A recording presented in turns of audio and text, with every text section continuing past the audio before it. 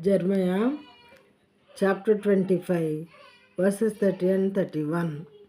You therefore shall prophesy against them all these words, and say to them, The Lord will roar from on high.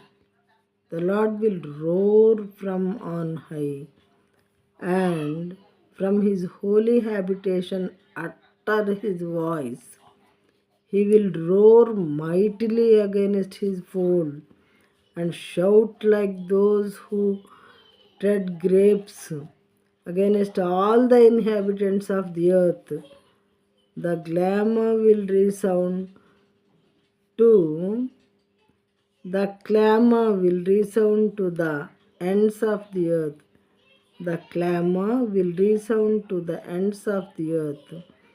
For the Lord has an indictment against the nations.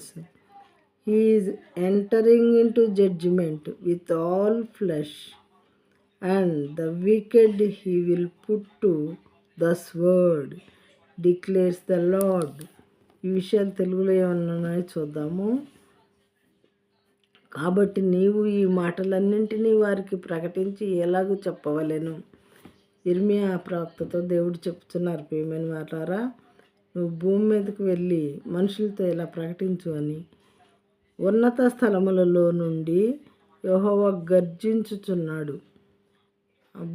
ఆకాశము ఆయన సింహాసనము, భూమి ఆయన పాదపీఠం కాబట్టి ఆయన స్థలంలో ఉండి ఆయన గర్జించుచున్నాడు. దేవుడు తన పరిశుద్ధాలయములో నుండి తన స్వరమును వినిపించుచున్నాడు.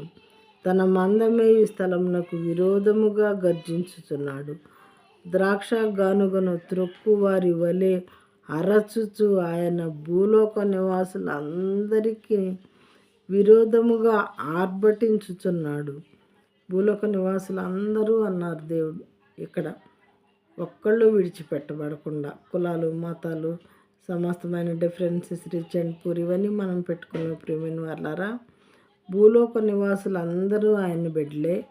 కాబట్టి భూలోక నివాసులందరికీ విరోధముగా ఆర్భటించుచున్నాడంట దేవుడు.